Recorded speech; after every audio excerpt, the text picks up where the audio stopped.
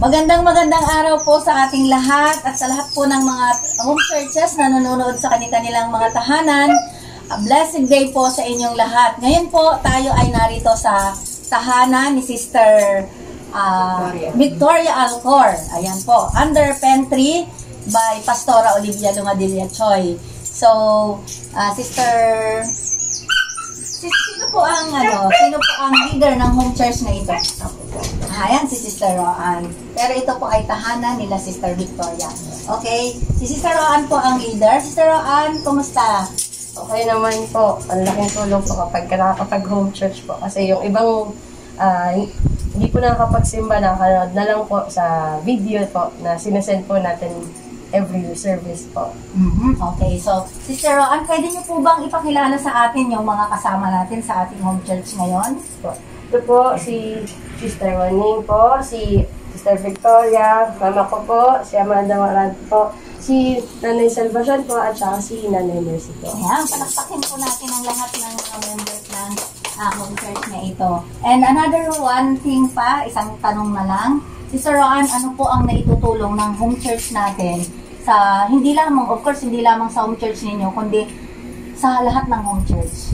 Po, ang laking tulong po ng home church po natin, lalo na po kapag minsan po, di ba, hindi po tayo nakaka-attend sa church, ipe-play lang po natin sa cellphone natin yung video po, pero nakakapag-worship na po tayo. At saka ilang beses din po natin na papanood yung gospel po o yung word of God po. Ulit-ulit po natin napapakinggan dahil video na po siya. Amen. Tama po yun. Sabi nga ng ating senior pastor palagi, faith comes from listening and listening the word of God. Kaya kahit na ilang beses, tama po yung sabi niya, kahit ilang beses, at kahit anong ginagawa ninyo, pwede nating i-play. Okay po?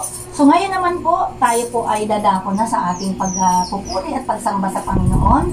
Ngayon po, nais kong ipakilala sa inyo ang ating mga kasama.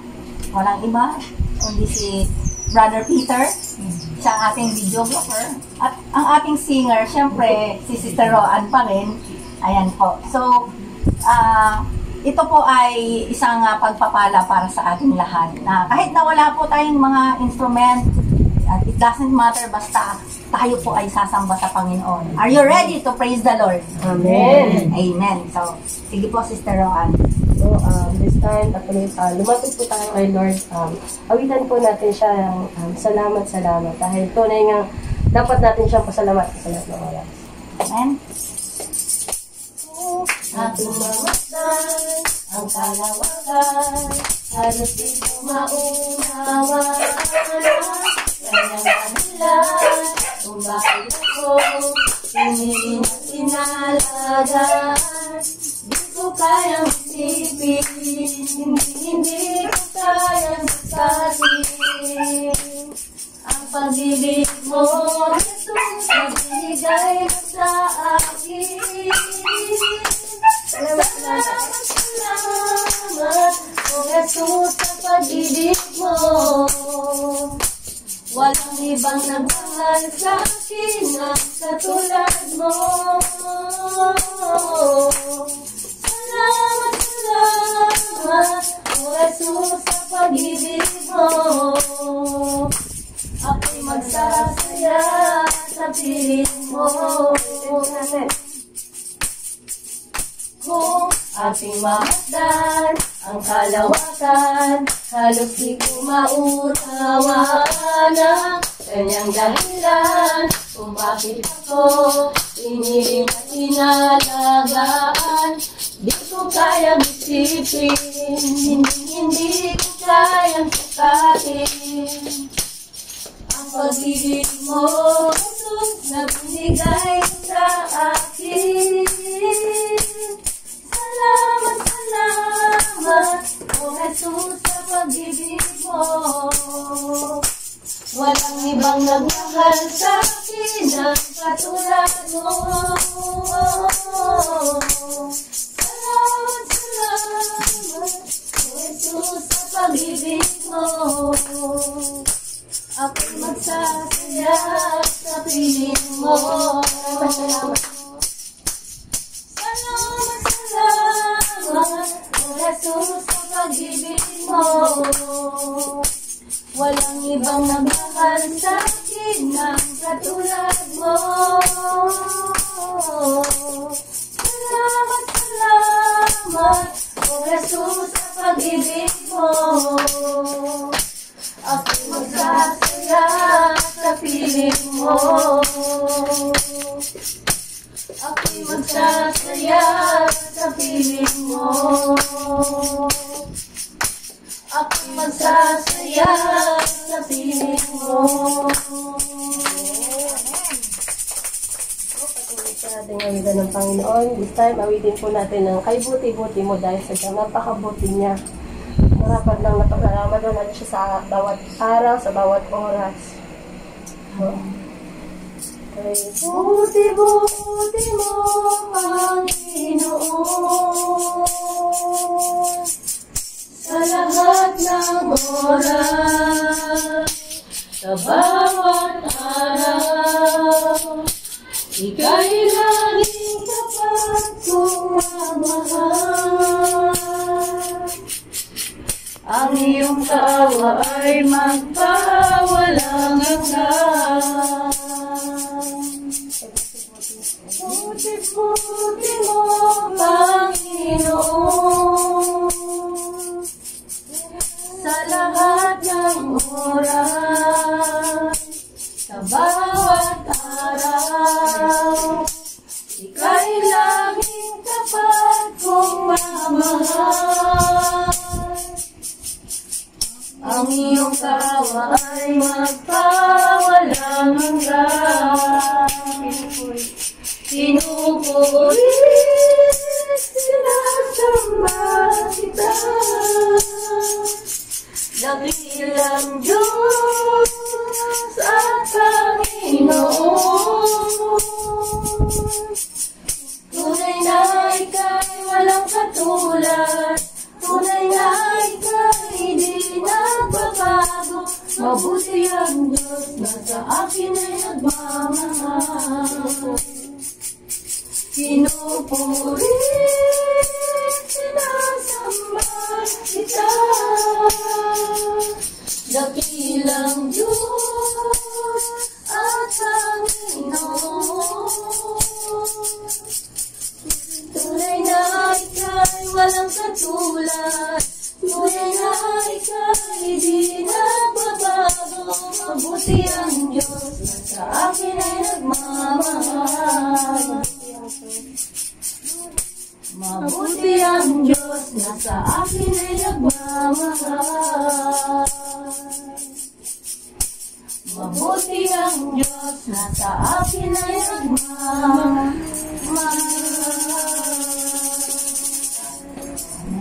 Hiniling ko po ang leader ng Home Church nito, Sister Roan, na sa ating opening prayer. Father God, maraming salamat, Lord, sa oras na to na nagtabi po muli kami, Lord God, upang papurihan ka, pasalamatan ka, Maraming salamat po, Lord, sa mga nagdaang araw, na pag ginabayan niyo po kami, Ama, na kayo yung patuloy na naghahari, Lord, sa buhay ng bawat isa po sa amin, Ama. Ama, this time, i-ready niyo po yung mga puso at isip po namin, Lord God. Bigyan niyo po kami ng wisdom and knowledge upang maintindihan po namin ang inyong salita, ang inyong pangungusap sa bawat isa po sa amin, Lord God. Open our hearts, Father God, upang kayo patuloy namin panghawakan, Ama, lahat po ng distraction at gawa ng kaaway, Lord God. Tinataboy po namin sa pangalan ni Jesus, Lord. Pinupuri ka namin, pinasasalamatan sa pangalan ni Jesus. Amen. Amen. Okay. So, palakpakan natin ang Panginoon. Amen. Ngayon po, tayo po ay dadako na sa pakikinig ng salita ng Diyos. Handa na po ba tayo na makarinig ng salita ng Diyos? Amen. Amen. So, pinapakilala ko po ang ating mga speaker. Sa Tagalog worship, walang iba ang ating Associate Pastor, Pastor Ferdinand Lopez. At sa English worship naman ay ang ating Senior Pastor, Reverend David Lee. Palakpakan po natin sila. Happy Lord's Day, mga minamahal na kapatid sa Panginoon, sa inyong pong mga Home Church Family Sunday Worship. Nalulugod po ako na batiin ko po kayo ng mahal kita sa Panginoon. Batiin nga rin po natin ang bawat isa sa ating mga home church ng mahal kita sa Panginoon. Amen. Ang mapapakinggan po natin na mensahe sa araw na ito ay mababasa po natin sa ating mga Biblia sa aklat po ng Josue Kabanata 6 ng versikulo 8 hanggang 16. Hayaan niyo po na ipagbasa ko po kayo. Sabi po dito sa versikulo 8, tulad ng sinabi ni Josue, lumakad nga sa unahan ng kaban ng tipan ang 7 paring may dalang trumpeta at habang lumalakad ay hinihipan nila ang mga ito. Versikulo 9, nauuna sa mga pare ang unang hanay ng mga kawal. Kasunod naman ng kaban ng tipan ang mga kawal na nasa panguling hanay. Samantala, walang tigil ang tunog ng mga trumpeta. Ngunit sinabi ni Josue sa mga tao, huwag kayong sisigaw o magsasalita man hanggang hindi ko kayo binibigyan ng hudyat. Sa utos nga ni Josue, iniligid nilang minsan sa lungsod ang kaban ng tipan ni Yahweh. Pagkatapos, bumalik sila sa kampo at doon sila nagpalipas ng gabi. Versikulo 12, kinabukasan, maagang bumangon si Josue. Binuhat ng mga pare ang kaban ng tipan ni Yahweh. At muling nauna rito ang 7 pari na walang tigil sa paghihip ng dala nilang trumpeta. Muling pumesto sa unahan nila ang unang hanay ng mga kawal, samantalang ang mga panguling hanay ay nasa likuran ng kaban ng tipan ni Yahweh. Patuloy ang pag-iip sa mga trumpeta. Nilibot na nga nilang minsan ang lungsod noong 2 araw, at pagkatapos ay bumalik silang muli sa kampo. Ganito ang ginawa nila araw-araw sa loob ng 6 na araw. Versikulo 15, nang 7 araw, bumangon sila ng magbukang liwayway at lumibot ng 7 beses sa lungsod. Noon lamang nila ito nilibot ng 7 beses. Sa 7 libot, hinipan ng mga pare ang mga trumpeta at inutos ni Josue sa mga tao, sumigaw na kayo sapagkat ibinigay na sa inyo ni Yahweh ang lungsod. Ito po ang salita ng Diyos.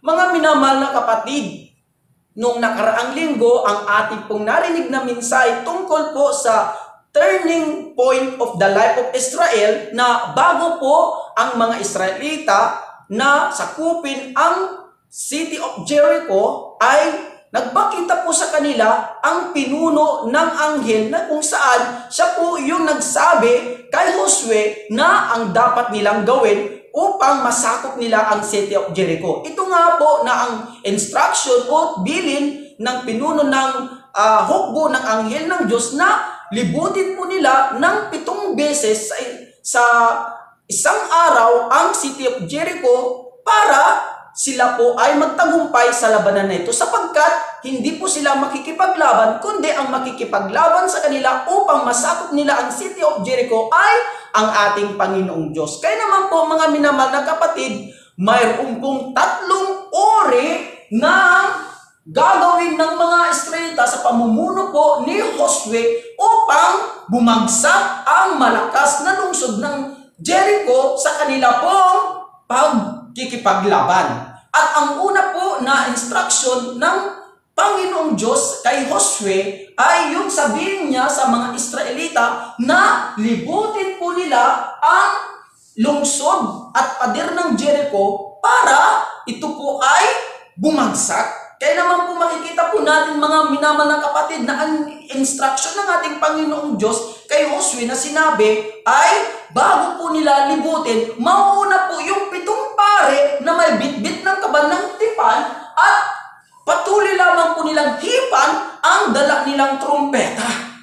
Kaya makikita po natin mga minamahal na kapatid kung ano ang pinakamahalaga nating matutunan kung bakit po ang instruction ng Diyos kay Josue na ito ang ipinagbilin niya sa mga Israelita na dapat nilang gawin ay yung manguna ang 7 paring may dala ng kaban ng tipan ni Yahweh at tuloy-tuloy lamang po nilang hipan. Ano po ang ibig sabihin nito? Ang ibig sabihin lamang po ito mga minamahal na kapatid na sa ating pakikipaglaban, ang Diyos ang dapat manguna. Hindi po tayo yung manguna kasi ang labanan hindi po sa atin, kundi ang labanan, ito po ay laban ng Diyos. At ang dapat lang natin gawin ay yung tayo ay magtiwala ng 100% at sumunod lamang kung ano ang nais sa atin na ipagawa ng ating Diyos. At yun nga po ang sinunod at ginawa ni Josue at ng mga 7 pari, nagbitbit ng kaban ng tipan at ang mga Israelita na sumusunod doon. Makikita natin dito mga minamahal na kapatid na kung iisipin po natin ang utos ng Diyos na ito sa mga Israelita ay napaka-imposible. Kung iisipin po natin sa scientifically speaking, ito po ay wala pong halaga o kaya baliwala, nakakapagtaka na mga utos. Pero ito ang utos sa atin ng Diyos, kaya naman kailangan nating sundin na kung saan ito ang sinunod at ginawa ng mga Israelita sa pamumuno po ni Josue. Kaya makita po natin mga minamahal na kapatid, ano po ba ang nais ng Diyos na ituro sa mga Israelita kung bakit po ang sabi ng Diyos na mauna ang kaban ng tipan ni Yahweh na ito ay bit-bit ng 7 pari na kung saan may dala silang trumpeta na iniipan lang. Dahil po ang nasa loob po ng Ark of Covenant o kaya yung tipan ng kaban ni Yahweh ay mayroon po doon 2 tabletang bato na nakasulat doon ang 10 utos.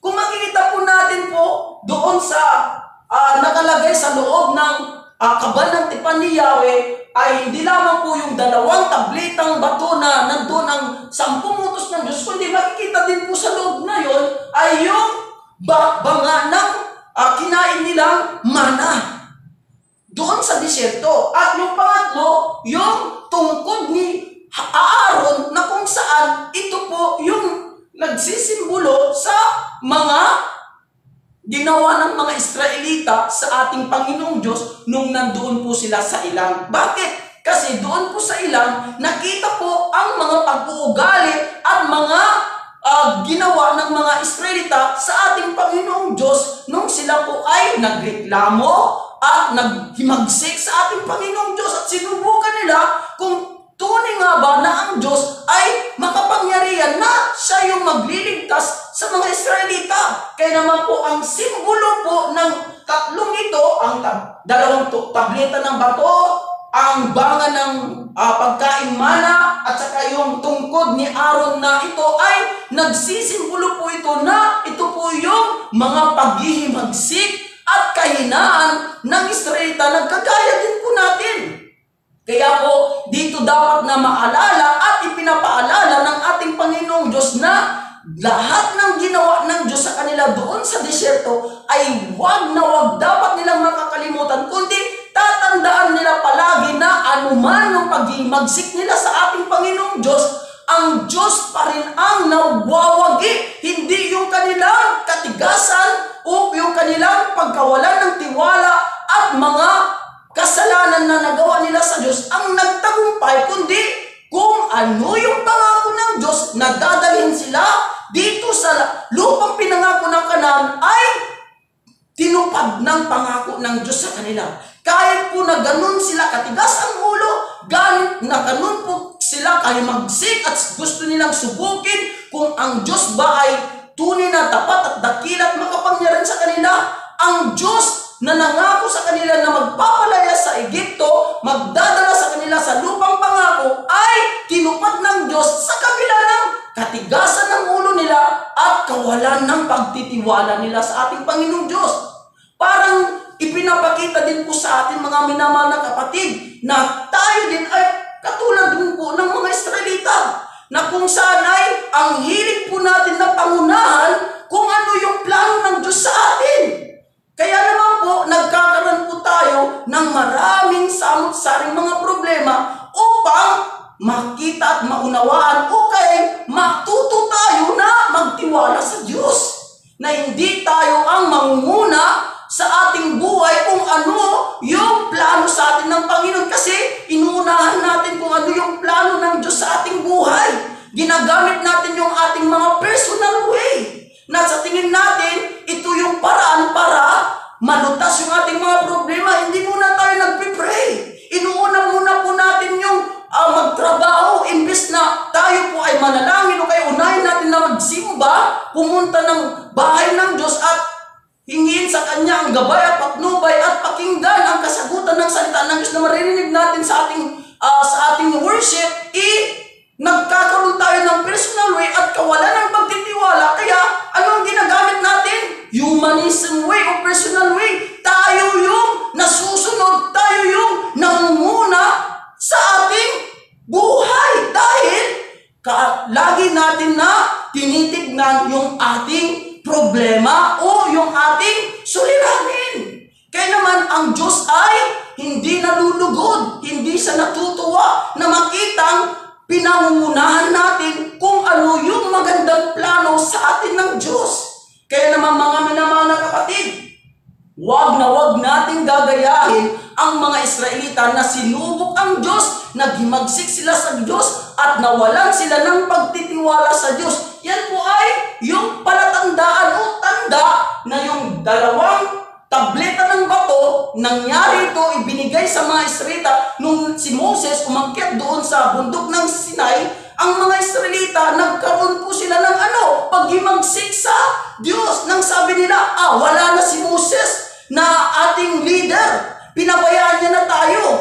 Kaya naman, gumawa tayo ng Diyos na magliligtas sa atin at magtatanggol sa ating mga kaaway. Kaya ang ginawa nila, inipon nila ang kanilang mga ginto at gumawa sila ng Diyos-Diyusan. Nano'y klaseng Diyos-Diyusan? Gintong baka at sinamba nila ito. Kaya naman, nung pagbaba po ni Moses, yung 10 utos na nakasulat sa 2 tabletang bato, naggalit at ibinagsak niya sa kanila. Kaya naman, nung araw na iyon, ay pinapili ni Moses ang mga Israelita kung sino ang papanig sa Diyos o papanig sa ginawa nilang Diyos-Diyusan. Kaya yung mga Levita, kung saan ito yung mga 7 pari na may bitbit ng kaba ng tipan, sila'y pumanig kay Moses. At nung araw na iyon, ilan po ang mga kapatid ng mga Israelita na pinagpapatay ng ating Panginoong Diyos? 3,000 na mga Israelita na hindi nag-aayon sa plano ng Panginoong Diyos, kundi yung nag-rebellion, lahat sila ay namatay, kinain sila ng lupa. Kaya ang 2 tabletang bato na nakasulat doon, ang 10 utos, ay nagbibigay palatandaan o tanda sa kanila na lagi nilang maalala na kapag sila ay nag-rebellion sa Diyos, mayroong karapatan na sila ay maparusahan ng kamatayan. Kaya laging nandoon sa loob ng kaban ng tipan ni Yahweh ang 2 tablitang bato na ito ang nagbibigay sa kanila ng tanda na hindi dapat po silang maghimagsik at gumawa ng karumal-dumal na kasalanan sa Panginoong Diyos, yung idolatry o Diyos-Diyosan. Kaya nandoon po, nauna doon para lagi nilang makita at maalala nila at matanda nila sa isip nila na walang bunga ang paghimagsik at magkaroon ng Diyos-Diyusan sa kanilang buhay, kundi lagi nilang makikita yung kaba ng tipan ni Yahweh na lahat ng paghimagsik ay bunga ay kapamakan. Pero ang pagtitiwala sa Diyos at yung pagsunod sa kalooban at plano ng Diyos ay pagpapala at buhay na walang hanggan o kaligtasan. Sunod yung banga na mayroong pagkain mana na nung nandoon po ang mga Israelita doon sa disyerto, sila po ay reklamo ng reklamo. Sabi nila, ano ba yan Moses? Dinala mo ba kami dito sa disyerto walang pagkain? Mamamatid kami dito. Dito na mo ba kami dinala? Wala na ba kaming lugar sa Egypto para mapaglibingan? Kaya mo dinala kami dito sa disyerto para dito kami ilibing at mamatay? Dahil walang pagkain. Kaya reklamo sila ng reklamo sa Diyos. Kaya po, ang palatandaan na ang banga na mayroong pagkain mana ay nasa loob ng kaba ng tipan para maalala ng mga Israelita na noong sila nagreklamo dahil sa kawalan ng pagkain, sila ay tinuklaw ng ahas at namatay. Kaya naman mga minamahal na kapatid, kung tayo ay puro reklamo ng reklamo sa ating asawa, sa ating bansa, sa nangyayari sa ating paligid, lalong-lalo na sa ating Panginoong Diyos, yung pagrereklamo natin ang magiging sanhi o bunga ng pagkapahamak natin. Mas maganda na ipagkatiwala na lang natin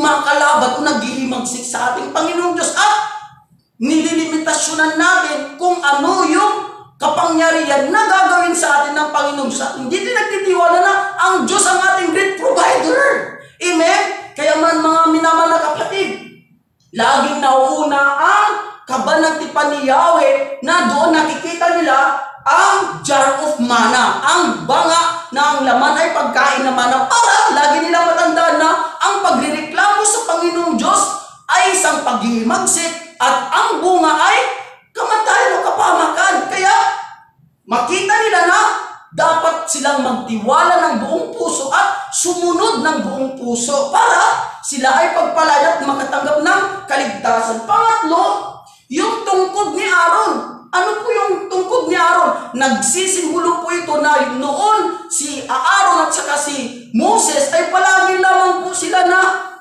ang Diyos ang nag-uusap sa kanila. Samantalang yung mga leader ng Israel, kasi ang Israel, sila po ay 12 tribes. Ang 12 tribes na tinatawag ay mayroon po sa kanilang isang leader sa bawat tribes. Halimbawa, sa tribo ni Ruben, mayroon doong leader o representative ng tribe ng Ruben. Ganon din sa tribe ng Simeon, mayroon doong leader sa tribe na yun. Pero ang lahat ng leader ng tribes na yun ay nagkaroon po sila ng tinatawag na rebellion. Ang sabi nila, ano ba yan?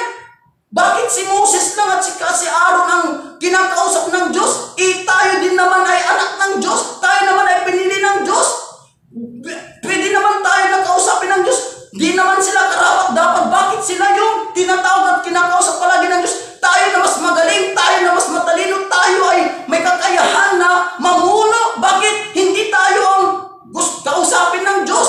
Kaya sila ay naghimagsik. Kaya ang sabi ng Diyos kay Moses na papuntahin sila doon sa bundok at lahat ng kanilang mga tungkod, dahil ang leader lamang po ang mayroong tungkod. Pag hindi leader, walang tungkod, dahil ang simbolo ng tungkod, ito ay may karapatan, mayroon silang tinanggap na responsibility.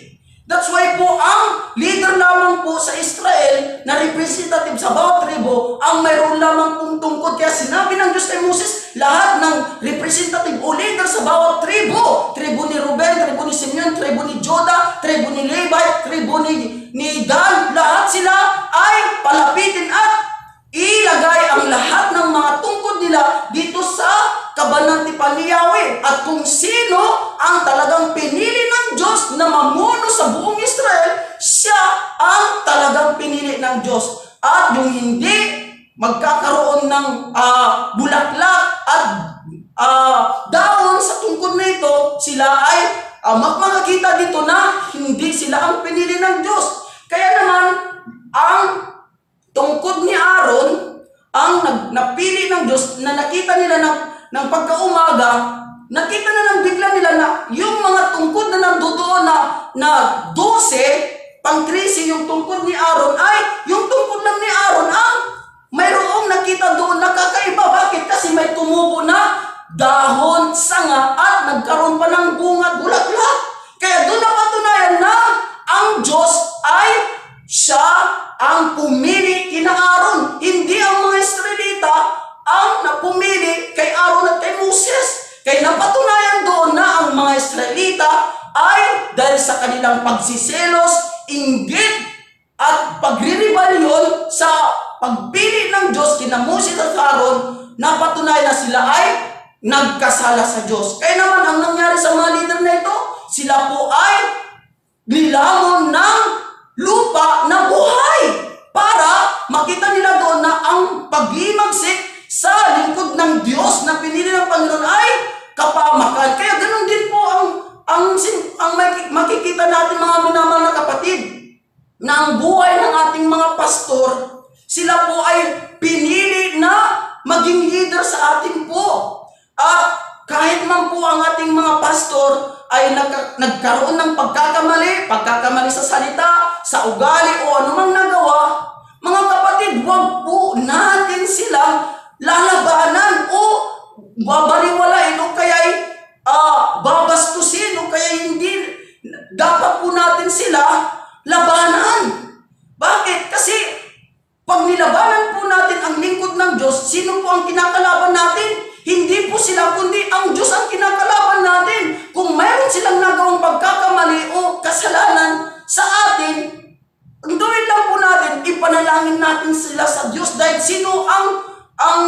magpaparusa sa kanila, hindi ang member. Amen? Huwag niyo pong kakalimutan na ang mga lingkod ng Diyos ay tinawag sila at pinili ng Diyos na mamuno at mangalaga sa atin po bilang mga tupa ng ating Panginoong Diyos. At ang magagawa lamang po natin na tulong sa kanila para hindi sila magkamali at magkasalat, malayo, ay ipag-pray natin sila dahil tao rin lang sila na mayroong pagkukulang at may kahinaan at nakakagawa ng pagkakamali. Dahil hindi po perpekto ang ating mga leader at ang ating mga pastor. Kaya naman po tulungan po natin sila sa pamamagitan ng panalangin at encouragement din po ng salita ng Diyos para hindi sila po panghinaan o kaya hindi po sila bumitaw, sumuko sa pinagdadaanan po nilang napakabigat at napakalaking responsibilidad. Iniisip po nila, hindi po yung sarili nila, hindi po yung kanilang pamilya, kundi ang palagi na lamang laman ng kanilang panalangin, isip, at kung ano ang meron sila, imbis na sa kanila, binibigay pa sa ating mga member. Yan yung puso ng leader. Yan ang puso ng ating Panginoong Diyos. Kaya ang pagpili ng Diyos sa mga leader, sa mga pastor, ay wag natin pong kalilimutan na ang Diyos ang may pananagutan po sa kanila. At ang Diyos din po ang may karapatan na magparusa sa kanila. Hindi po tayo ang maghusga, ang maghatol at magparusa sa kanila.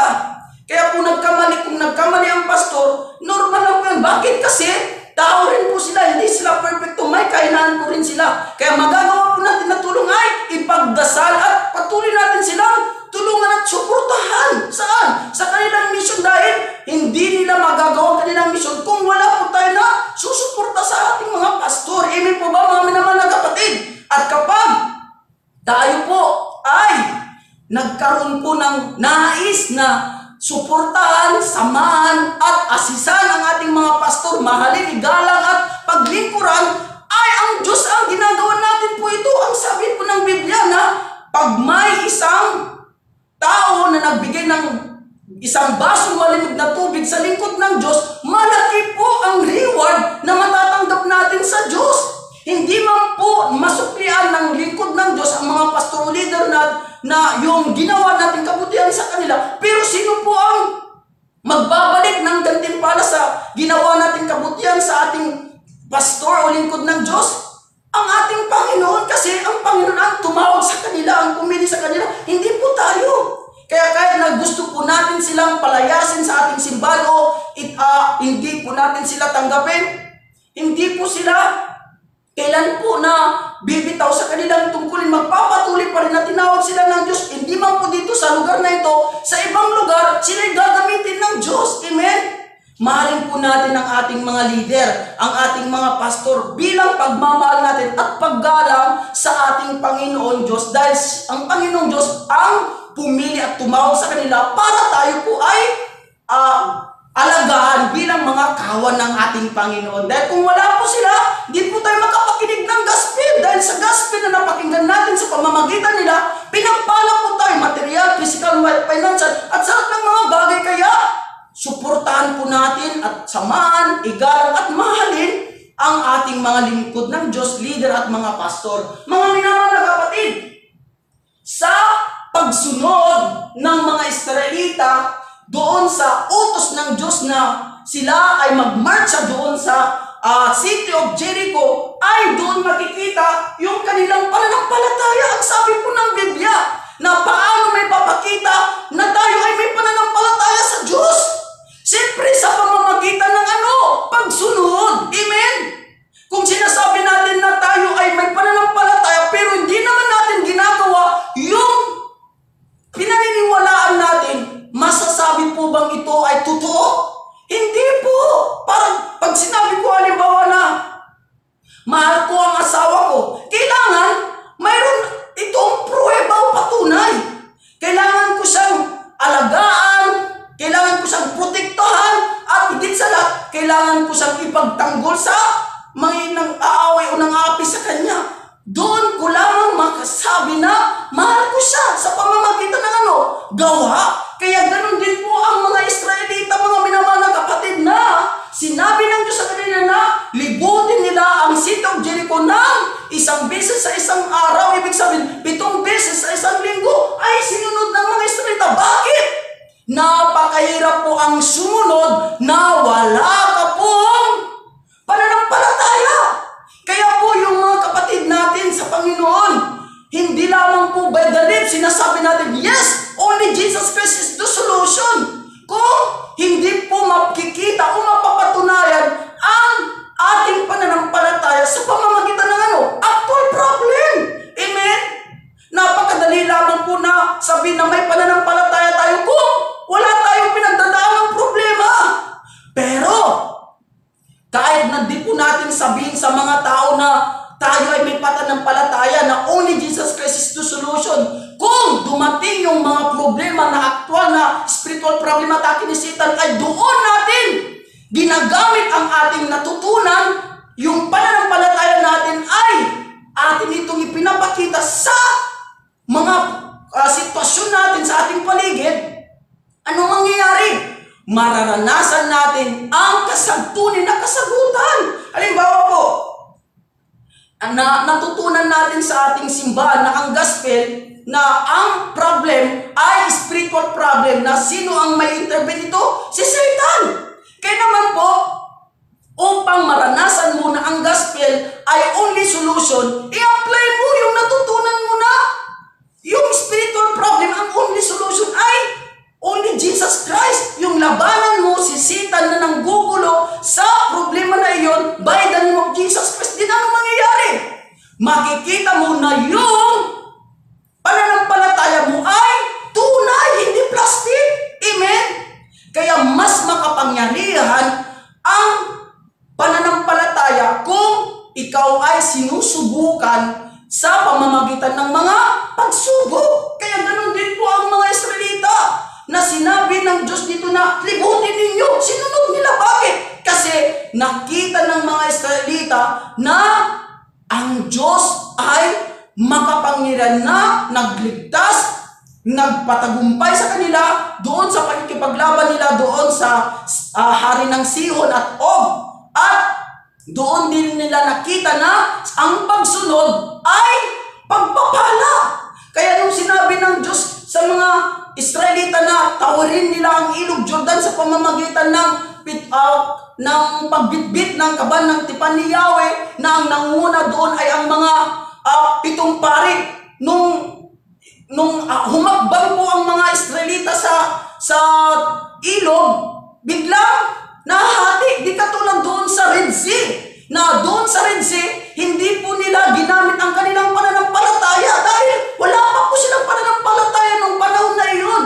Ang ginawa lang ng Diyos, pinakita sa kanila ang milagro para sila ay magkaroon ng pananampalataya.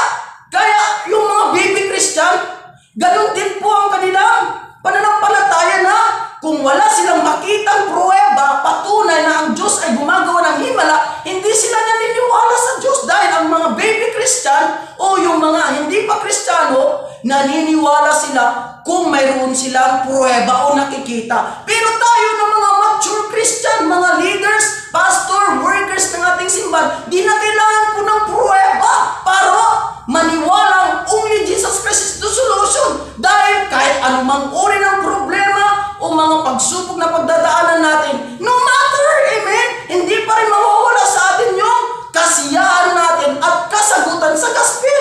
Kahit na hindi nagbabago, kahit na hindi nangyayari yung sitwasyon na mayroong pagbabago, no matter, amen. For example, na ang aking pananampalataya ay ang anak kong si Kristan ay mababago siya dahil sa gospel, na hindi siya magiging bakla dahil siya ay lalaki, siya anak ng Diyos. Kahit na yung anak ko ay kumikilos parang bading, hindi ako masasaktan at mag-alala sa kanya. Bakit? Kasi sa aking puso at isip ay pinanghawakan ko na yung kasagutan. Anong kasagutan? Ang anak ko ay gagamitin siya ng Diyos na maging lingkod. Hindi gagamitin siya ng diablo, dahil ang anak ko ay gospel ang ipinamana ko at ini-inject ko sa kanya. Kaya no matter kung nakikita man ng tao o sa mata ko ay iba yung aking kasagutan sa nakikita ko dahil ang mga mata ng ating mga mata na pisikal, ito ay panlilang lamang ni Diablo na walang katotohanan ang mga bagay na nakikita sa ating mga paligid. Kaya huwag po kayong dumepende sa nakikita. Huwag po kayong madadaya sa mga bagay na nakikita ng pisikal na mata, kundi panindigan at panghawakan ninyo ang pananampalataya ninyo sa pamamagitan ng pangako ng Diyos. Hindi man po nangyayari ang mga bagay po na hiningi natin na sa Diyos, pero sa ating puso at isip ay hawak na natin ang tunay na kasagutan. Yun po yung tinatawag na pananampalataya para tayo ay makasunod sa kalooban at plano sa atin ng Diyos. Gaya ng mga Israelita, yung imposible at walang sense na gawin, pero sinunod nila. Dahil napakapanganib, mga minamahal na kapatid, kung tignan. Paano na lang halimbawa kung wala silang pananampalataya? Ang mangyayari sa kanila kung lilibutin nila yung city of Jericho ay bigla na lamang silang bagsakan ng malalaking bato? Di mamamatay sila. At higit sa lahat kung pinana sila, wala silang kalaban-laban. At higit sa lahat kung binuhusan sila ng kumukulong langis, ano mangyari? Patay sila. Pero ang mga Israelita ay sumunod sila dahil naniniwala sila na ang Diyos ang nangako na kapag sila ay sumunod, ang Diyos ang gagawang makipaglaban sa mga kaalaban nila sa city of Jericho. Hindi sila. Ang dapat nilang gawin lang ay maniwala at sumunod. Ganon din sa ating mga minamahal na kapatid. Yung mga bagay na nakikita ng ating mga mata, huwag tayong tumingin dyan, huwag tayong dumipindi dyan, kundi magtiwala tayo sa pinangawakan nating covenant, which is gospel, upang makasunod tayo sa mga gagawain ng Diyos kahit na may hadlang si Satan.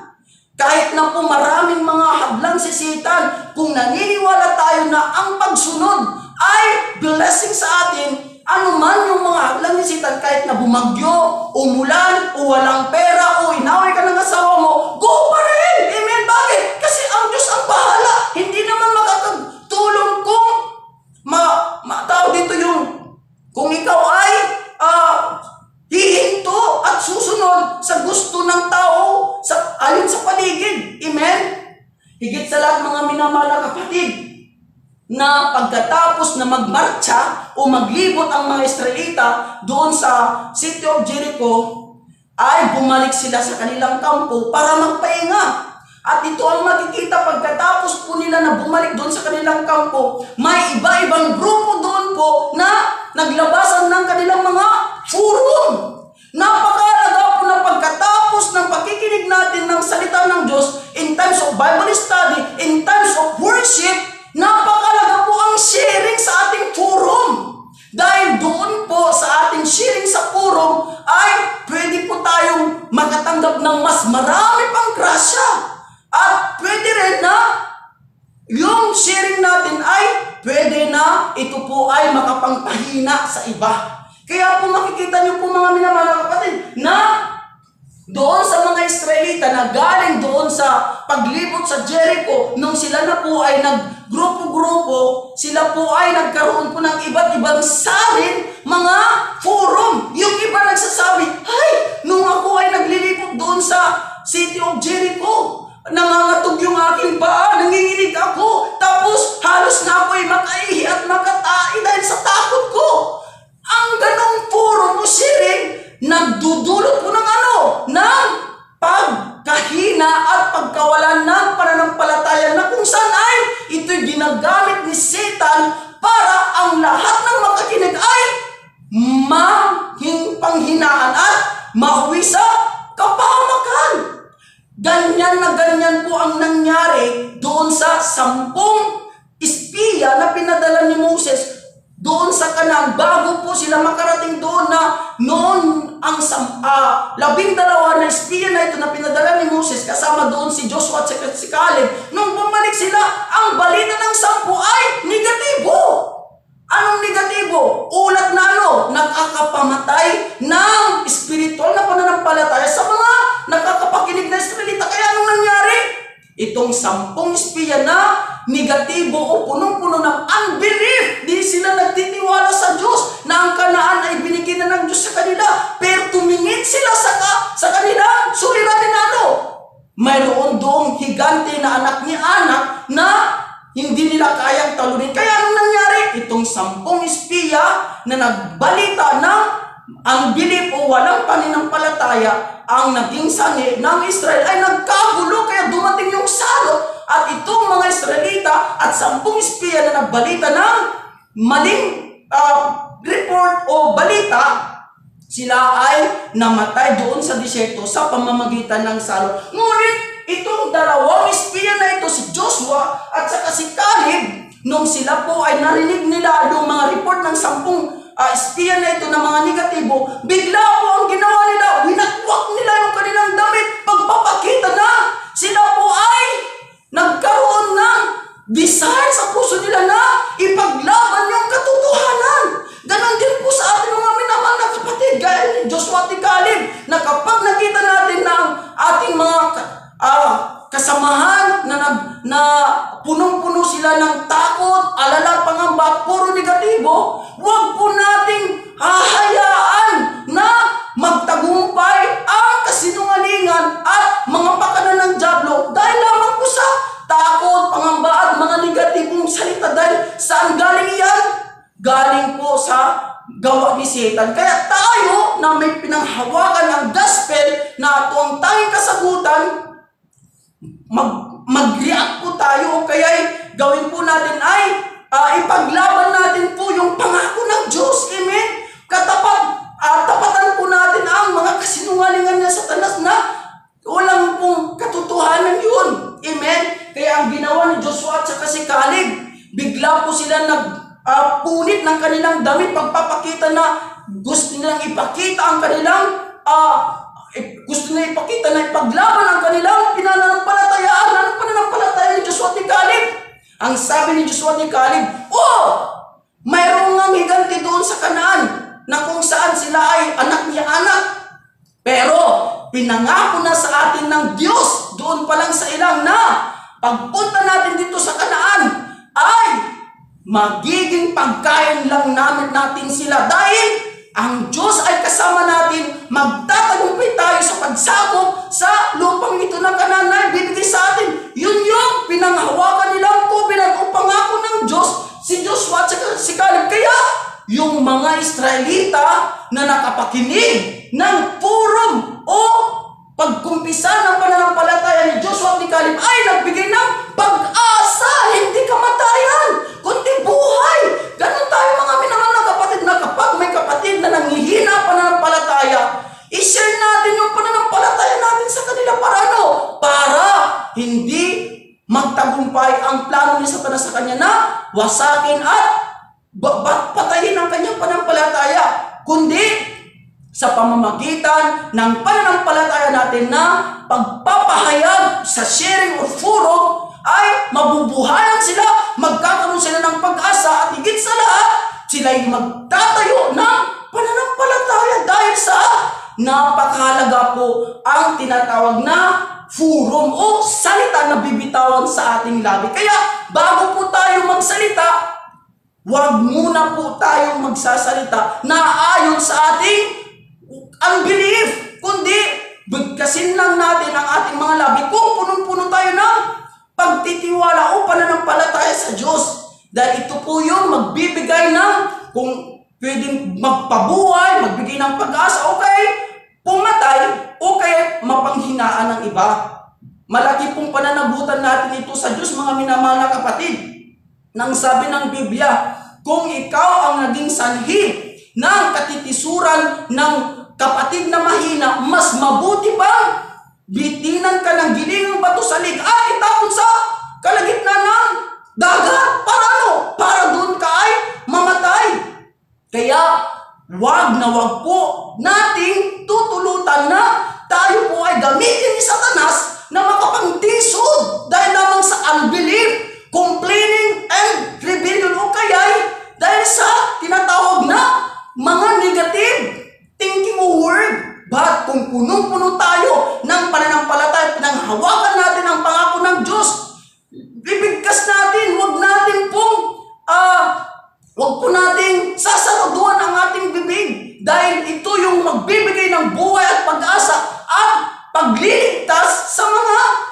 kapatid na napanghinaan at nawawalan ng pag-asa. Amen po ba? Pangalawa, mga minamahal na kapatid, na ito ay instruction ng Diyos para magtagumpay ang mga Israel na sa pamumuno ni Joshua ay yung huwag kayong magsasalita ng anumang salita. Bakit? Gaya nga po kanina doon na yung mga Israelita na kung saan ay namuhay sa rebellion sa Diyos, dalawang tablitang bato na kung saan doon sila ay naggumawa ng Diyos-Diyosan, kundi ito po ay trap ni Satan.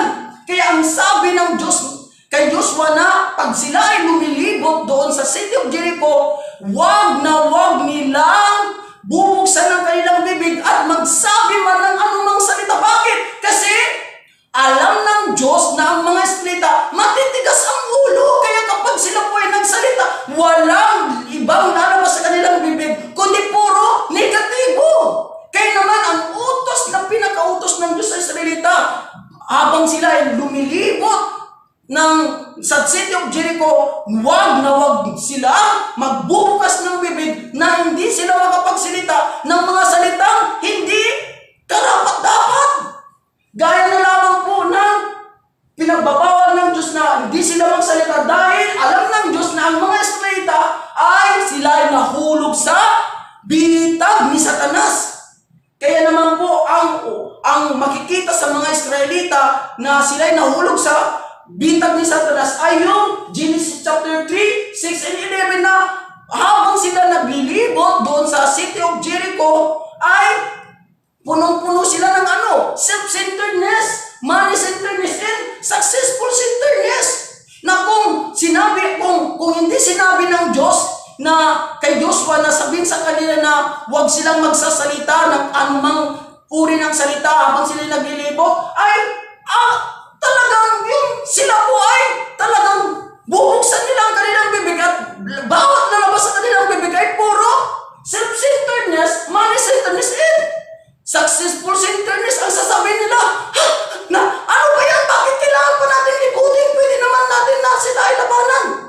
Yun ang palagi nilang sasabihin kapag hindi sinabi ng Diyos kay Joshua na huwag silang magsasalita kahit na ano. Dahil alam ng Diyos na ang mga Israelita ay gaano katigas ang kanilang ulo dahil namumuhay sila saan? Sa Satan's trap na kung saan puro na lamang sila ay self-centeredness, money-centeredness, and sa successful-centeredness. Kaya napakalaga po natin malaman na kung wala man po tayong magandang sasabihin at kung tayo ay captured ni Satan, lalong-lalo na kung hindi po natin na-i-enjoy ang gospel, ang presensya ng Diyos, mga kapatid, mas maganda na itimom na lang natin ang ating mga bibig para hindi po tayo makapagbitaw ng salita. Dahil kapag tayo nakapagbitaw ng salita, ano mangyayari? Pananagutan po natin iyan sa ating Panginoong Diyos. Kapag nakapagbitaw tayo ng salita na magmumula sa ating self-centeredness, money-centeredness, and successful-centeredness, ano mangyayari? Ang mangyayari niyan ay tayo mismo ang babalikan nito. Amen? Kaya ang sabi ng Diyos, huwag kayo magsasalita kahit ng anong salita. Dahil alam ng Diyos na ang mga Israelita ay nahulog sila sa Satan's frame. Anong Satan's frame? Na ang mga Israelita ay palagi na lamang isip at puso nila, Egypt, Egypt, Egypt. Amen? Ano ba yung buhay nila doon sa Egypt? Di ba sila po ay 430 years na alipin ng Egypt? Kaya naman punong nandoon sila sa disyerto na walang pagkain, walang tubig, walang ano po yung kanilang laging sinasabi? Ano ba yan? Walang tubig, ano ba yan? Walang pagkain, puro pagre-rebelde o pagre-magsik o kaya reklamo at paninisi. Kaya yun yung nakasanayan nilang kultura doon sa Egypt. Kaya ang sabi ng Diyos sa kanila, ang pangalawang paraan para masakop nila ang city of Jericho ay ang pangalawa ay wag na wag silang bubuksan ang kanilang bibig at magsasabi ng anumang salita dahil hindi naman ito makakatulong sa kanilang pagkubkob o pagsakop sa city of Jericho, kundi ito pa yung gagamitin ni Satan na mahadlangan yung plano ng Diyos sa kanila dahil naulang sila saan? Sa Satan's trap trap at saka sa Satan's frame. Ganun din po sa ating mga minamahal na kapatid. Kung namumuhay po pa po tayo sa mga makamundong bagay sa mundong ito, gaya na lamang po yung mga pamahiin, yung mga pamahiin na gaya ng nabati,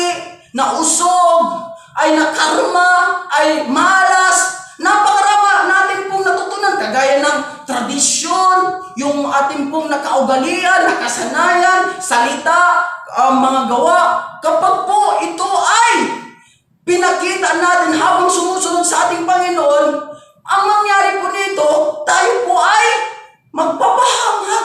Kaya mga minamahal na kapatid, alisin na natin at huwag nating ipapakita o ilalabas yung ating mga namanang kultura at yung sarili na self-centeredness, money-centeredness, successful-centeredness, at huwag tayong mapasa ilalim at mamuhay sa Satan's frame na kung saan yung cultures of the world. Amen. Huwag po tayong makikiayon sa mga takbo ng mga mundong ito. Amen.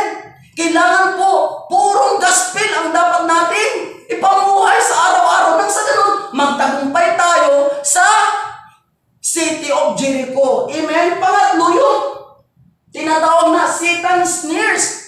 Yung ibig sabihin ng Satan's snares, ito po yung status ng mga tao na kung saan ay sila ay nasa ilalim ng kapangyarihan ni Satanas. Kaya naman po ang mga Israelita, bakit po palagi sila naghihimagsik sa Diyos? Sinusubukan nila ang Diyos kung gaano siya kabuti, katapat sa kanila, kung tunay nga ba na ang Diyos panig sa kanila. Kaya kapag po sila dumaraan sa mga pagsubok ay na walang tubig, walang pagkain, kapag sila dumaraan na may mga kalaban, anong ginagawa nila palagi? Sila ay nagreklamo, naninisi, nanunuro, at nagkakaroon po sila ng di pagtitiwala sa Diyos at naghihimagsik sa Diyos. Bakit? Kasi nasa ilalim sila ng ng pain ni Satan. Anong pain? Yung tinatawag na bitag. Para Para ma-frame sila sa kultura ng mundo. Ang sabi sa Ephesians chapter 2 verse 2 na ang sino mang sumusunod sa takbo ng mundong ito, na kung sino ang hari ng takbo ng mundong ito, si Satanas sila ay kapuputan ng Diyos. Kaya ang sikreto para bumagsak ang City of Jericho, hindi lamang po sa paglibot sa City of Jericho, kundi habang nililibot ang City of Jericho, kailangan na wag silang magsasalita ng anumang galing sa kanilang sarili, gaya ng Satan's trap, Satan's frame, and Satan's snares. Mga minamahal na kapatid, kung gusto po natin na pabagsakin ang mga teritoryo na ito ay gawa ni Satan sa ating buhay, sa ating pamilya, sa ating trabaho, sa ating negosyo, sa ating pag-aaral, sa lahat ng aspekto sa ating buhay, na kung saan ay ito yung parang City of Jericho. Nang ibig sabihin ng City of Jericho, ito yung teritoryo ni Satanas na hindi tayo makawala, hindi tayo makalaya. Anong paraan para pabagsakin ito? Kailangan po natin itong tatlong ito na paraan upang mapabagsak natin ang teritoryo ni Satanas sa ating buhay, sa ating pamilya, sa ating trabaho, sa ating pong negosyo. At yung panghuli, mga minamahal na kapatid, ito po yung pinakamahalaga sa lahat, na kapag nais natin na pabagsakin ang teritoryo ni Satanas sa ating mga anak, sa ating asawa, sa ating buhay, sa ating financial problem, sa ating mga sakit, sa ating mga problema araw-araw na gawain sa buhay, kailangan po natin ang pangatlo. Ano yung pangatlo? Yung isigaw ng malakas kung ano yung ating pananampalataya, yung pinangawakan natin, pangako ng Diyos. Amen. Sabi ng Diyos kay Joshua sa pang-7 araw na paglibot ninyo sa City of Jericho, doon lamang na ipapakita ko sa inyo na akong si Yahweh ang nakipaglaban sa inyo. Hindi kayo ang lumaban dahil wala lang kayong ginawa kundi sumunod sa akin. Inutos na lumibot lamang ng isang beses sa isang araw, ibig sabihin 7 beses nilang nilibot sa isang linggo yung City of Jericho at hindi man sila nagsalita ng sarili nilang salita, kundi yung salita ng Diyos ang nagbigay sa kanila ng pangako para pabagsakin at ipakita ng Diyos ang kapangyarihan na siya ang lumaban sa mga kaaway nila doon sa City of Jericho. Kaya naman mga minamahal na kapatid, dito natin makikita kung paano bumagsak ang City of Jericho na ang mga Israelita nung pang-7 araw, sinabi ng Diyos kay Joshua, okay Joshua, sabihin mo na sa mga Israelita na habang iniipan nila ng malakas ang kanilang trompeta, lahat ng mga Israelita habang sila lumilibot, isigaw ang tagumpay ay kay Yahweh. Kaya lahat ng mga Israelita, sumigaw sila ng malakas na ang tagumpay ay nasa pangalan ng Panginoong Hesus. Ano ang nangyari? Bumagsak po. At ang tanong, bakit po? Bakit po sinabi ng Diyos sa panghuling araw, yung 7 araw, na sabi ng Diyos na huwag silang sisigaw, ay yung pang-7 araw saka lang sinabi ng Diyos kay Joshua na ngayon na mismo nilang gawin na isigaw ang tagumpay ng labanan ay kay Yahweh? Bakit? Kasi mula sa 1, 2 at pang-6 na araw na paglibot-libot nila, nakita nila doon na sa pagmamarcha nila doon sa City of Jericho, nakita nila doon na hindi kailanman sila napahamak sa kanilang kalaban. Dahil ang totoo, mga minamahal na kapatid, makikita natin dito na sa kanilang pagmamarcha ng 6 na araw, di ba, wala silang magagawa. Dahil kung ang mga sundalo sa Jericho ay bagsakan sila ng malalaking bato at tapos panahan sila na nasa baba at saka buhusan ng kumukulong langis, ay sila ay mamamatay. Pero nakita nila sa 6 na araw, hindi at walang nangyari sa kanila masama o hindi sila napahamak dahil sa ginawa lamang nilang paglibot. Kaya doon nakita na ang mga Israelita na sa 6 na araw, siguradong sigurado na sa kanilang paglibot doon sa City of Jericho ay kasama palagi nila ang Diyos. Kaya habang ginagawa nila yung imposibleng bagay na dapat nilang gawin, ay nakita nila na kaya sila protektado at kaya sila ay ligtas sa ginagawa nilang mapanganib na trabaho, pagsunod sa Diyos, ay hindi sila napahamak. Dahil nakita nila doon at naranasan nila na sa 6 na araw, ligtas sila dahil kasama nila ang Diyos. At higit sa lahat, dahil sa sila'y anak ng Diyos. Kaya walang magagawang pinsala ng kanilang mga kalaban dahil sino sila? Sila ay anak ng Diyos. Ang proteksyon ay ang Diyos ang nagprotekta sa kanila. Kaya ganun din po sa ating mga minamahal na kapatid. Kung nais natin na mapabagsak ang teritoryo ni Satanas sa ating financial problem, asawa problem, anak problem, module problem, trabaho problem, bankrupt problem, o anumang uring problema, karamdaman, sakuna, kalamidad, aksidente, kailangan po natin na magkaroon tayo ng assurance of our victory. Then sinabi na ni Jesus Christ, nung siya ay maipako sa krus, sabi niya, it is finished. Amen? Kaya naman mga minamahal na kapatid, panghawakan po natin ang gospel na ito ang ating answer, solution, amen, nang mapabagsak natin ang teritoryo ni Satanas, ang financial problem kaya ng City of Jericho. At higit sa lahat mga minamahal na kapatid, ang sikreto kung bakit po ang mga Israelita ay bumagsak ang City of Jericho dahil inutos ng Diyos sa kanila na isigaw ang gospel habang lumilibot po sila sa City of Jericho. Ano po ba ang gospel? Ang ibig sabihin ng gospel is Jesus Christ. Amen. Kapag po tayo ay mayroon pong mga problema na atake ni Satan, hindi ito yung teritoryo ni Satan sa ating buhay, problema, kahirapan ng mga suliranin, wag natin kalilimutan na i-proclaim sa ating mga bibig ang gospel. Amen.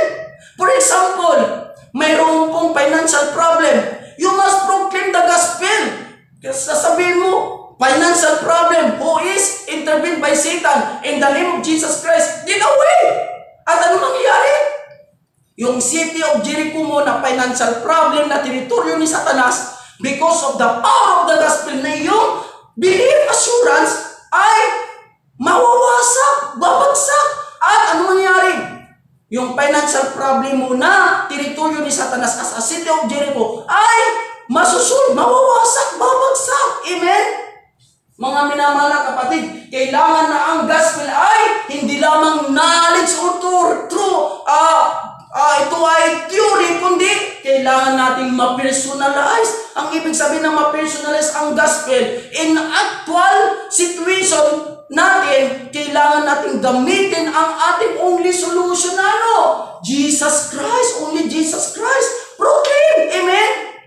Pagka may dumadaan sa iyo na problema, halimbawa na financial problem, iproklima mo ang gospel na ano? Financial problem, I have only solution and answer, which is, I have Jesus Christ, I have everything. Amen? Sabihin po nga natin sa ating mga katabi na, I have only Jesus Christ. Gospel is my everything. Di na mangyayari? Yung city of Jericho na teritoryo ni Satanas na financial problem ay babagsak. Amen? Mga minamahal na kapatid, sunod ay yung isigaw natin ng napakalagas na evangelism in mission. Kaya nga po, kahit na po na noon po ay nag-lockdown at kasagsagan na napakahigpit yung coronavirus, ang lakas po ng conviction sa akin ng Holy Spirit na ano? Na humayo. Na yung mga iba nating mga member and kamanggagawa ng Panginoong Diyos, takot sila na lumabas sa kanilang bahay. Bakit? Kasi nga, paglabas mo pa lang ng bahay, kaagad na mababalitaan na nahawa na ang coronavirus.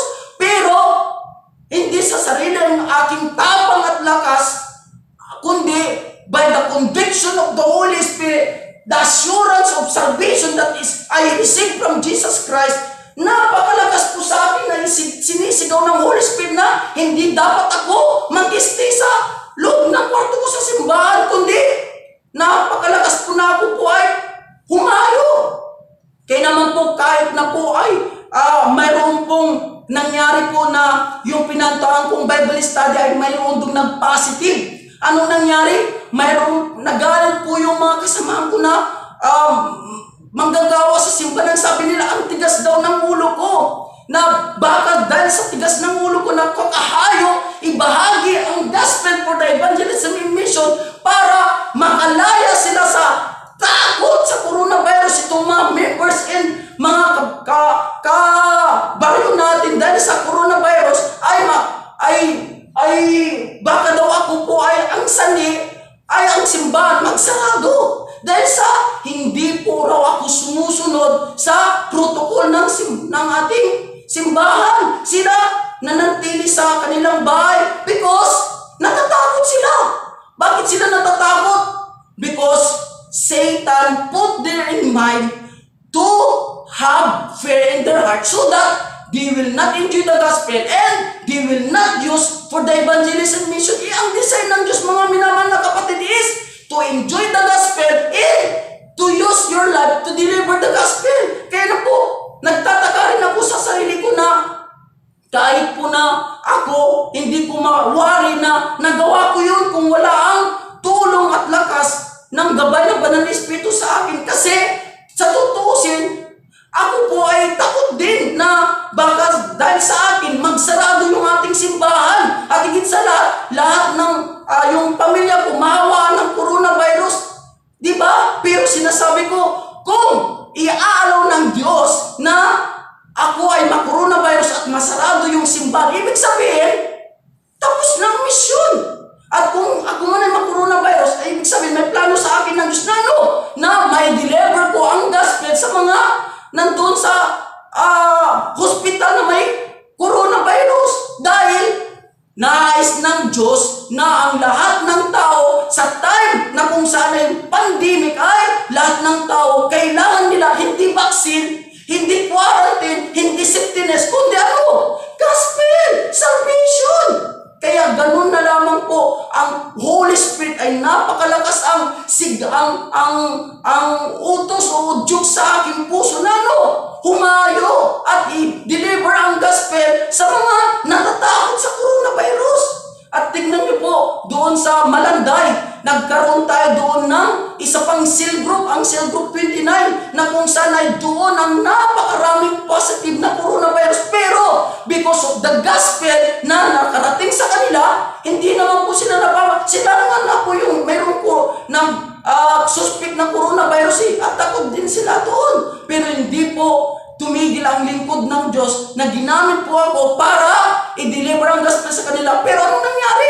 Hindi naman po natuloy na siya ay positibo, kundi pagkatapos ng swab test, siya ay nag-negatibo. Bakit? Kasi through listening the gospel, when I go to deliver them, ay naranasan ko na personalis na ang gospel, kapag ito'y pinangawakan mo, ay mangyari ang plano ng Diyos sa buhay mo. Mga minamahal na kapatid ko sa Panginoon, ayon po sa napakinggan natin na mensahe sa araw na ito, napakalaga po na sumunod tayo sa salita ng Diyos. Huwag nating pangunahan ang Diyos kung ano yung plano niya. Dahil kung maganda yung plano natin, mas maganda ang plano ng Diyos para sa atin.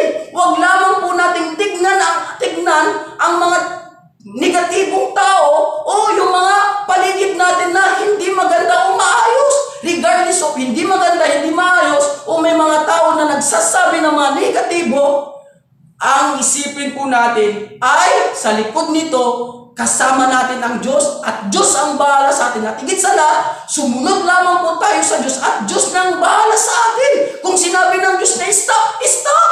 Kagaya ng huwag kang magsalita, huwag magsalita. Amen? At pag sinabi ng Diyos na magsalita ka ng malakas, go! Magsalita ka ng malakas. But according to the gospel, not the trap of Satan. Then ano mangyayari? Ang mangyayari ay matutupad ang magandang plano ng Diyos sa buhay mo, sa buhay ko, at sa buhay nating lahat, lalong-lalo na sa ating bansang Pilipinas na na magkaroon ng kapayapaan, kaligtasan sa pamamagitan ng gospel. Tayo po'y manalangin. Aming Diyos, dakilang Ama na sa langit, nagpapasalamat po kami sa mensahe na natanggap namin sa araw na ito na ang tatlong uri ng paraan upang babagsakin ang lungsod ng Jericho ay sundin ang iyong salita, hindi ang aming sarili. At higit sa lahat, huwag namin gagamitin ang aming mga humanism way, ang mga labi namin na kung saan ay pwedeng gamitin ni Satanas o kaya ay pwedeng ito'y makapatay ng tao kung hindi naman po kami puspos ng banal na Espiritu. Kaya naman, Lord, tulungan mo po kami palagi, Panginoon, na panghawakan ang mga pangako mo na ang gospel ang pinaka-absolute value sa aming buhay. Nang sa ganon, mapuspos kami ng banal na Espiritu Santo. Nang sa ganon, pagdating ng oras at panahon na itinakda mo, ang buhay namin ay magagamit sa pagbabahagi ng gospel or evangelism mission. Dahil naniniwala kami, Panginoon, na bawat salita na lalabas sa aming mga labi na kami puspos ng banal na Espiritu ay makapagbibigay pag-asa, buhay at kaligtasan sa mga taong makakarinig nito. Dahil kayo po ang kikilos at gagawa upang iligtas ang kalahatan. Ito po ang aming samudalangin sa pangalan namin, Panginoong Hesus. Amen. Okay po, tayo naman po ngayon ay dadako na sa ating mga announcement. So, ang ating meron po tayong bagong announcement ngayon. Kaya makinig po tayong mabuti. Ngayon po ang ating senior pastor at samunim, sila po ay naka-quarantine. So, 7 days magka-quarantine sila sa hotel. After 7 days, sila po ay uuwi sa kanilang bahay at doon na po magpa-quarantine for 7 days. After that, pwede na po silang lumabas. Now, sa March 8, magkakaroon po tayo ng intensive gospel seminar. Yan po ay pangungunahan ng ating senior pastor at ito po ay merong registration fee na 300 pesos. So ito po ay medyo malaki para sa, hindi siya malaki pero sa kagaya po nating walang mga trabaho ngayon dahil pandemic, pwede po natin itong hulug-hulugan ng 100 pesos hanggang sa mabuo natin yung 300. And ito po ay 3 araw. So magsa-start po sa March 8. Sa March 8 po ay gabi. Sisimulan Monday evening at 7 p.m. And Tuesday, libre po ang lunch ng Tuesday dahil whole day po ang Tuesday. Sa Tuesday po, 9 a.m. ng umaga. Tapos po sa 9 a.m. 7. Basta 3 beses. Nakalimutan ko yung oras. So, whole day po yon. Whole day yung Tuesday. And sabi ko nga kanina, ito ay free lunch. So, yun po. And pagdating naman po ng Wednesday ng hapon, isa na lamang po. Ay, Wednesday morning, isang session na lang po at 9 a.m. So, yun po yung mga schedule. At makikita rin po natin yan sa mga announcement natin sa bawat GC. Meron po kaming sinend na mga announcement doon. So, pakitingin na lang po yung mga oras doon. So, yun po, yan po ay sa March 8 to 10. Yun po. So, yun, patuloy din po namin pinapaalala sa inyo na patuloy po tayong mag-home church. Tuloy-tuloy pa rin po hanggang nandun po ang ating senior pastor sa quarantine. So far, wala pa siyang binabago. So, tuloy-tuloy pa rin po yung ating home church. Pagkatapos po niyan, isend po natin yung ating mga report sa ating mga duty pastor. And tuloy-tuloy pa rin po yung Bible study. Itong week na to, wala nang changes ng time. Sabi ng ating senior pastor, normal na, kagaya ng ating mga Bible study schedule ng mga nakaraang weeks. So, yun po. Balik normal schedule na po tayo. Wala nang changes. So, yun po yung ating mga announcement sa oras na ito. And meron din pong link para sa mga children ministry. Patuloy po natin silang panoorin ng ating children ministry worship. Sinisend ng ating duty pastor na si Pastor Ferdinand Lopez. So, yun lamang po para sa ating mga announcement. Maraming salamat po. Sa'yo aking naman ay buong buhay ko, puso at kaluluwa, hindi makaya ng maipagkaloob. Mamahaling niya, higintong niyo, ang tanging dalangin, o Diyos ay tanggapin, ang tanging alay ko, nawa'y gamitin. Ito lamang naman, wala nang iba pa, akong hinihiling. Sa araw na ito, Panginoon, ito ay i-offer namin aming offering, ito ay ng aming simbahan, ikakalago ng aming simbahan, ito ay siksiklig na umaapaw. Maraming salamat po, Panginoon, po ang naming dalangin sa pangalan ni Jesus. Amen. Sige po, patuloy po tayong tumayo at magpasalamat tayo sa ating Panginoon. Awitin po natin ang give thanks.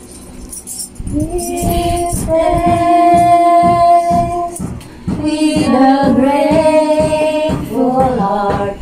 Give thanks to the Holy One. Give thanks because it's given Jesus Christ, His Son.